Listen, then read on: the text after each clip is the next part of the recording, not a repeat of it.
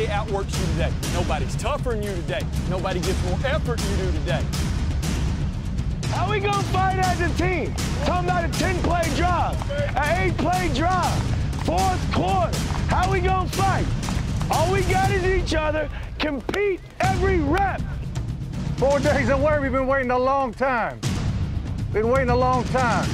Y'all get a knee, just do this for me for one moment. Think for just one moment about how you want to play on Saturday at noon. Just think about how you want to play. Think about that just a second. Now decide, are you willing to practice that way today? Are you willing to prepare that way today? The moment's coming. Will you be ready for it? Will you be prepared? Well, it depends on how we do today.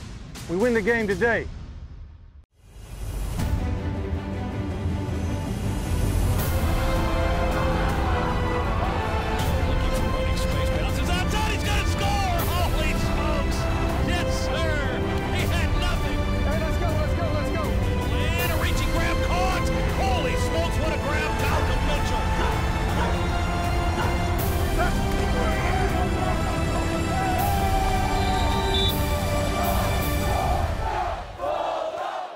Hello, everybody, and welcome to Inside Georgia Football with head coach Mark Richt. I'm Chuck Dowdle. This is our first edition of the 2015 campaign. And coming up over the next half hour, we've got some great features for you, including Beneath the Helmet. We're going to introduce you to your favorite dogs, let you get to know them up close and personal. How about some of these incoming freshmen? Get their initial impressions on playing between the hedges at Sanford Stadium. Plus, we're going to have game highlights and post-game reaction on how it went as the Dogs took on the Warhawks. That's next on Inside Georgia Football with head coach Mark Richt.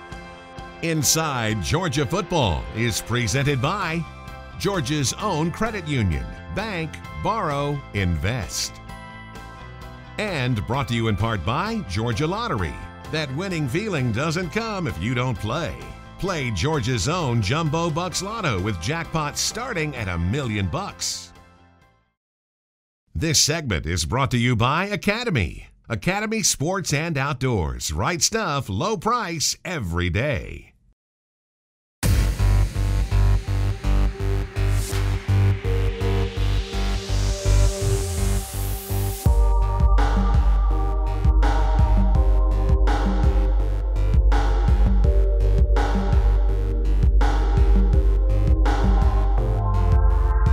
As the game nears, the Bulldogs return to the Woodruff practice fields for an exciting workout.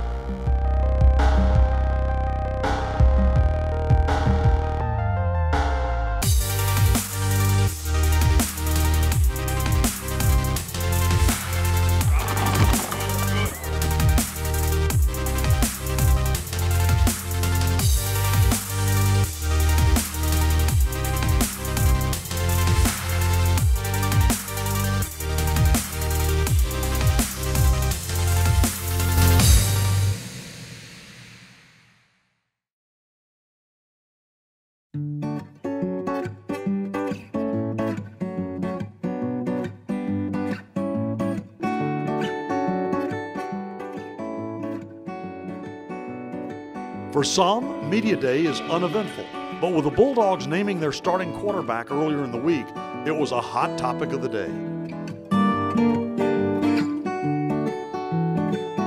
How does it feel just actually knowing? I know we've been talking about this for a while, but what difference does that make now that you know who it is? To be completely honest, the coaches did such a great job of rotating the guys that whoever they picked, the receiving group or the running backs or the offensive line would have been comfortable either way it went.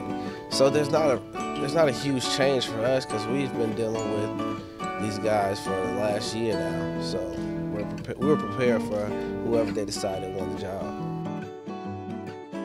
To me, all three of them performed well. And I mentioned earlier, Coach Schottenheimer and I spent some time this weekend watching every single snap by each quarterback in every scrimmage and trying to find some answers there. And when it was done, we just said, you know what, we got three pretty good players. Last year, around this time, I had no idea that I was even going to play. That was my mindset going in there, hoping to get a chance to play. find any opportunity to make the team better. And this year, man, I know I'm going to play. I know my role is increased from last year, and I'm just excited to go out there and start the new season off.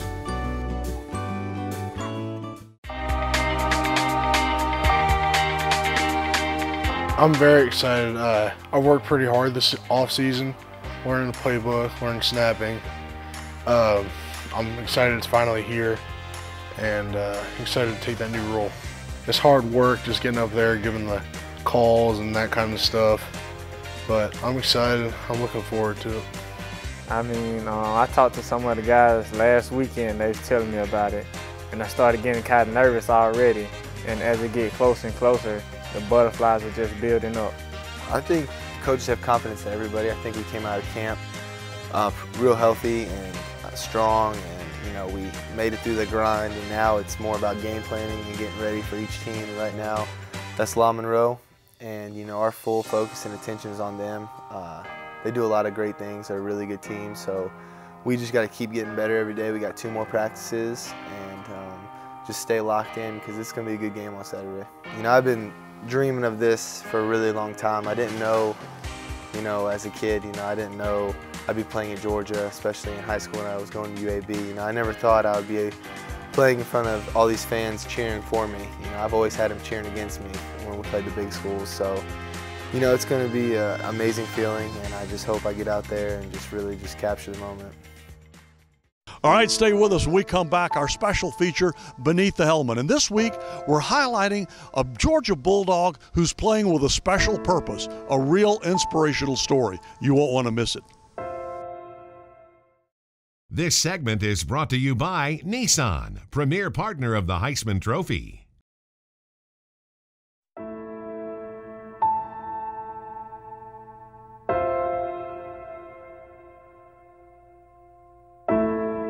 Everything happens for a reason, and God's not done with what's going on in my life. Yeah, I lost somebody that meant so much to me, but I got something to do with my life, and God's not going to let me down. He has a purpose for me. Dawgs couldn't grind out a first down. They will fake it. Barber takes the snap. He's got the first down. He's tripped up at the 39. Football is unpredictable. The crowd is either for you or against you. There is no in between. The distractions are many. It is loud and it moves fast. And at any moment, the game can change. But the question that lingers over every big hit, every mistake, every momentum shift is not what went wrong. It's, did you get back up? Will you keep fighting?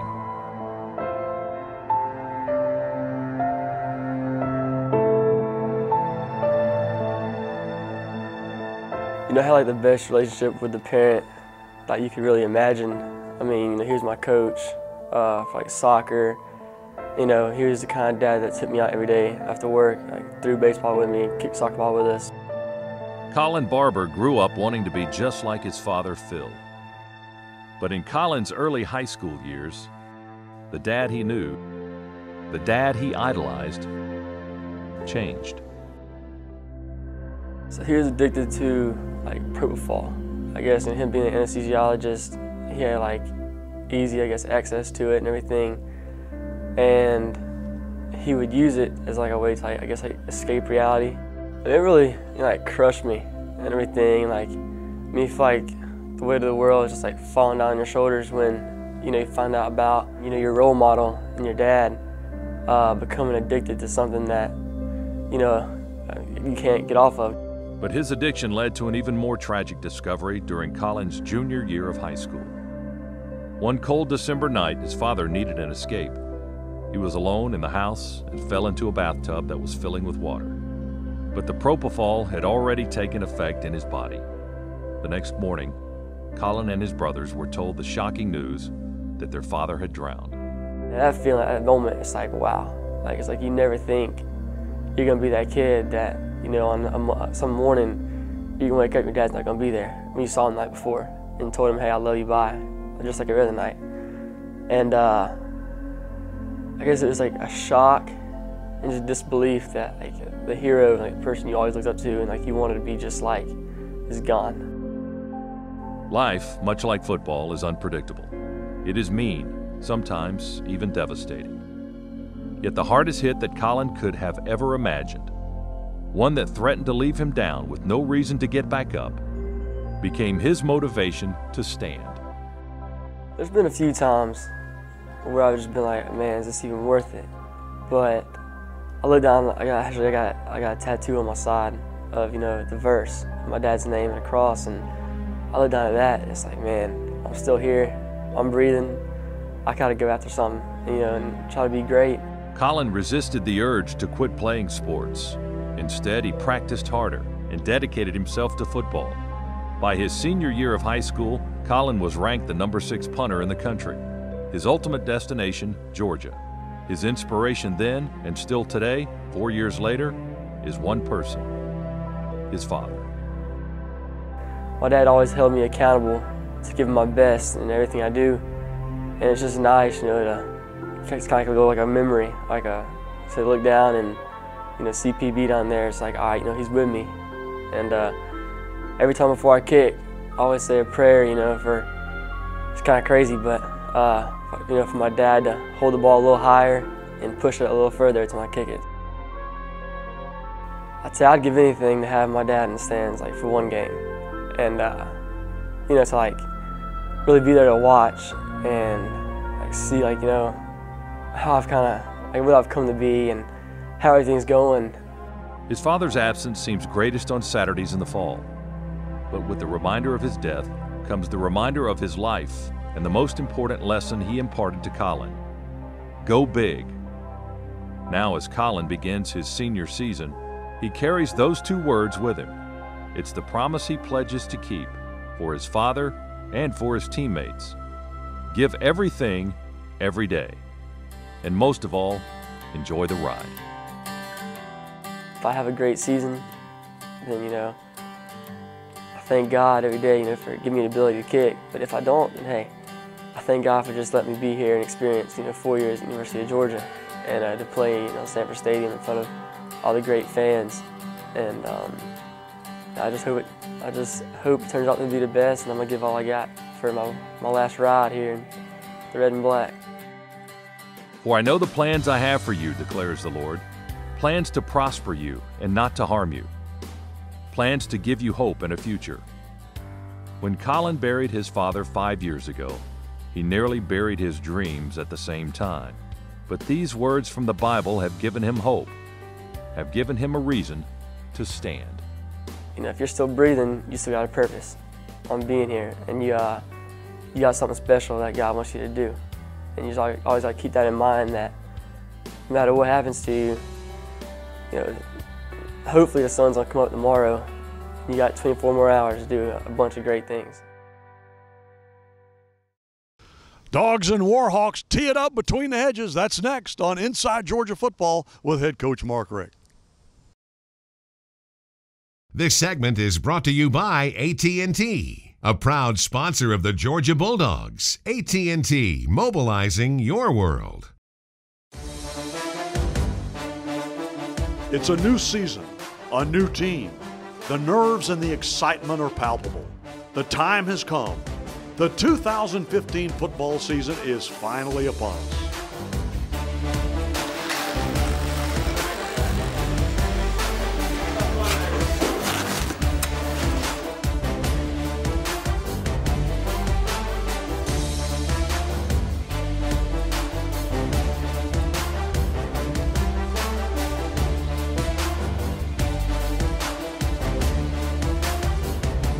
The Dogs hop on the bus for the short ride down Lumpkin Street. Waiting for them? Thousands of fans waiting to get their first glimpse of the 2015 Bulldogs.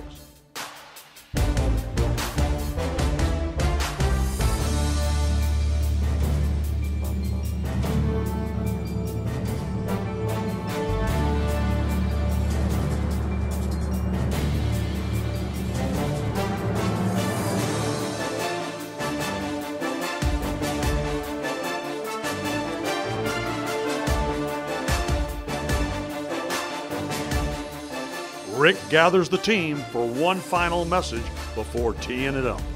We got less than 2 minutes. We got less than 2 minutes. That's all we got.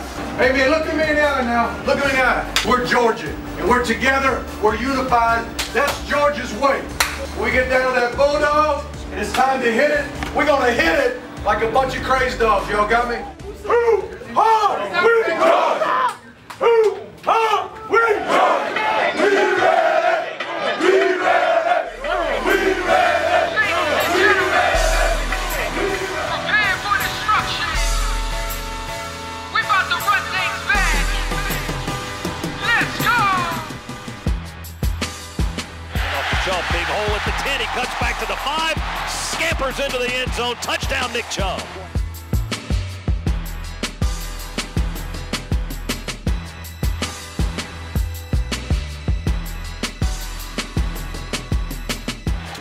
Yard return for Aaron Davis down to the ULM 15. Sony Michel in at tailback, play fake. Lambert, he's going to throw it, and a dart on a diving, rolling catch by Jeb Blazevich right at the goal line. He tumbles into the end zone for the touchdown.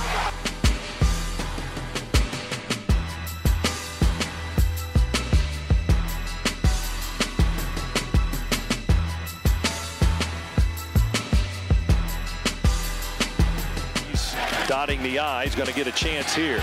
Breaks the tackle in the backfield, drives his way across the goal line into the end zone. Touchdown, Keith Marshall.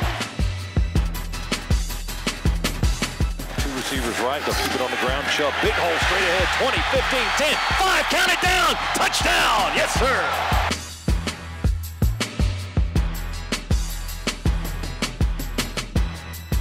With 8:35 left in the third quarter, play was suspended with a lightning delay. And shortly thereafter, the skies opened up. An hour later, play resumed, and the Dogs wasted no time. Snap is a little bit high. It's blocked in the end zone. It goes straight up in the air and over the back of the hedge.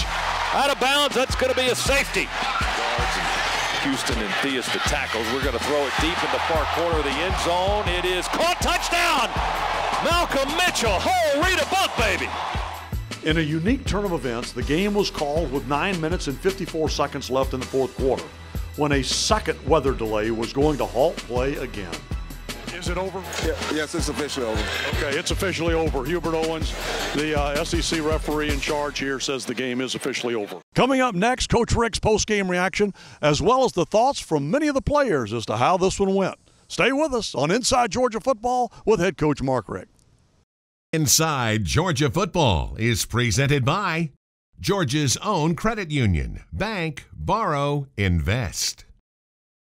And brought to you in part by Georgia Lottery. That winning feeling doesn't come if you don't play. Play Georgia's own Jumbo Bucks Lotto with jackpots starting at $1 million. This segment is brought to you by Hyundai, proud supporter of college football and loyal fans everywhere. After an impressive 51-14 victory in their home opener, Richt met with the media to break down the Bulldogs' performance. Victory number one, we're excited about that. Overall, very proud of the team and how we prepared and how we performed. There were some things certainly we need to get better at, some things as coaches we need to get better at, and players as well. At the end of the game, you probably heard exactly what happened, but you may not have. It was a joint decision between the head coaches and ADs to go ahead and terminate the game at this point, which I think was the wise thing to do. The celebration will last for tonight, but the Dogs will quickly turn their attention to the SEC opener on the road next week in Nashville. First of all, the game is over. Congratulations. Good job, man. We got one under our belt. All right, we got one under our belt. We got a first conference game next week against Vanderbilt, at Vanderbilt. I like how we came back after that last delay. Halftime, we didn't come out that good. We can learn something from that.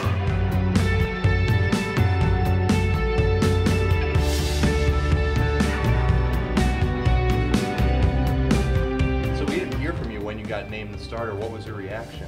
I was excited, but it was game week, so everybody's kind of locked in and everybody's focused on, well, at that point it was Louisiana Monroe, and tomorrow we'll be focused on Vanderbilt. How comfortable were you out there under center? It was really comfortable, knowing that I've got those guys around me. They make my job a lot easier. It feels great, and to be completely honest, with this being my last season, I kind of view it a little differently. every moment out there I cherish. So I try to make the most of it. When we're out there, I try to make sure when you're on the field, you give it all you got. When you're between the lines, make sure you take advantage of every opportunity.